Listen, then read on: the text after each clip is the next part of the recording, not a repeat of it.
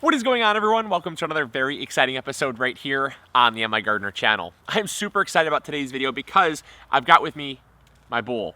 And that can only mean one thing, harvesting. So that's what we're going to do today. We're going to be harvesting up the very last of our peppers. And in fact, I think this is going to be the very last of anything coming from the garden. You know, I am absolutely blown away at how productive and how amazing the garden grew this year. I was really impressed.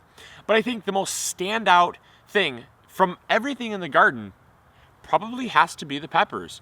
Not because they were necessarily more productive than years past, or not necessarily that, they were bigger or anything like that, but they were more resilient than ever.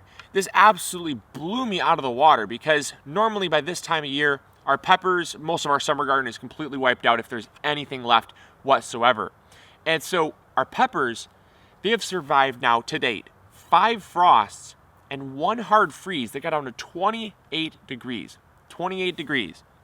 And normally that would completely kill peppers, but for whatever reason, we've only lost 1 pepper plant. 1. And because we always leave our stuff in, it's pretty much just a long-standing policy that I always encourage you guys that, we have a policy in our garden that we leave everything in until some type of natural occurrence kills it off, whether it's a pest, whether it's the cold or the heat or whatever it is. We let kind of nature dictate the changing of the garden, because so often we can come in and try to intervene and we'll pull something out prematurely that we could have had produce food for us. So I encourage you guys to take from that, because we made that mistake so many times in our early years of gardening. And once I kind of thought about it, I said, you know what? I just tried 1 year. I said, I'm going to see what happens. I was impressed, and I was absolutely, I was blown away at how much stuff we actually grew from the point of which I would have had it in the compost pile. Just free food, bonus food, as I like to call it. So we're going to be eating a ton of bonus peppers. The sun is setting. I just got back from work. We've been packing seeds for the 2020 gardening season. You guys are in for a treat this year. Just a little quick side note. You guys are in for a treat this year. We are going to be adding over 50 new varieties to the MIgardener seed store.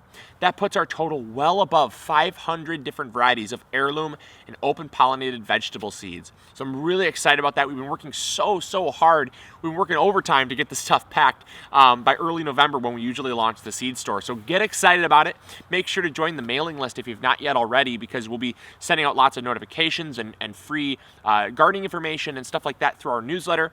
And just go check out the website while you're at it right now, because we got a blog up there and a lot of cool stuff. So, and you can even join the wait list. That's what's really cool too. You can join the wait list to be notified when the stuff comes back in stock. So, lots of cool stuff over at MIgardener.com. But yeah, I just got back from work, and sun's setting, and we're supposed to get snow tonight. We actually have a 1/4 inch of snow expected. So, not looking forward to winter. I don't love winter.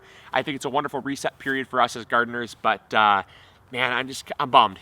Sometimes you want the garden to last forever, but everything comes to an end eventually. So we're just gonna get the last of the peppers off these plants as the sun is setting, and get them in, because they definitely won't survive tonight. I mean, I won't pull the plants out because of my policy. I want to pull the peppers off the plants though, because yeah, it's supposed to get down to 25 tonight, which, I mean, man, if they survive that, I'll bring you guys along for it. But I don't know many peppers that can survive that low.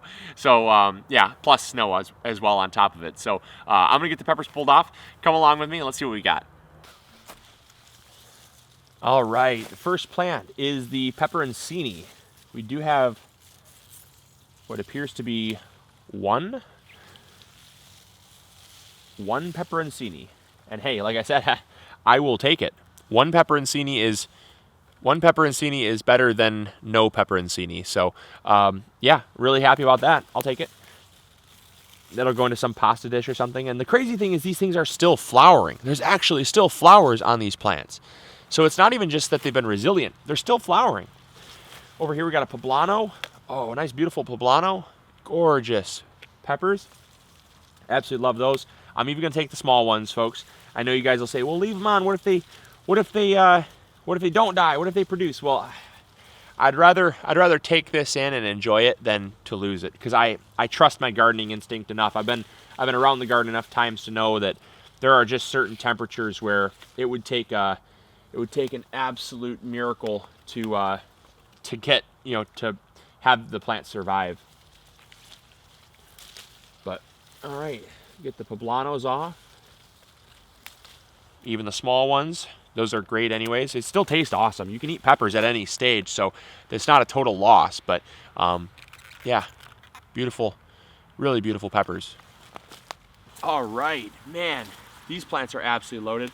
I've got the lunchbox pepper, and these plants are just absolutely loaded. They've got so many peppers on them that yeah, we've definitely got way more than we ever expected out of this plant. This was just one plant. We've gotten probably, I would say, at least 150 to 200 peppers off this plant this year. And so just absolutely loaded down. Just incredible amounts of peppers. There's another one. There's a lot of the Jimmy Nardello. Still green, but you know what? We'll take them in. We'll enjoy them. And then we've also had a fair amount of the Corno de Toros. The Pasilla Bajío have been absolutely incredible this year in terms of production. We've got a couple of the Boot Jalokia. I'll have to set these separate because those will mess you up. Those will definitely mess you up if you eat those. So we'll set those separate from the rest. But man, I've got a lot of those too. A lot more of these peppers, these lunchbox peppers. Here's a Pasilla Bajío. And oh, yucky. So that's what happens when, so they didn't quite survive the frost. Check this out. So these peppers are nasty. Ew, they're just little squishy little blobs of water, basically. Ugh, gross. So, so that's what happens when peppers get frozen. I grabbed that thinking they were ripe, and had my finger. It's like weird because the outer membrane is all hard and peppery, but the inner membrane is just mush. It's just water. Yuck. That's pretty gross. There's a Pasilla Bajío. It's a nice one. It's a really nice one. I'll take that. It's a really good pepper.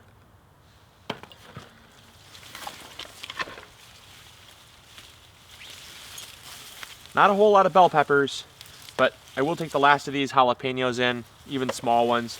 We'll eat those up. They're still just as spicy as they would be if they were full size. So, you know, even though they're small, I'll take them. Nice little jalapeno peppers.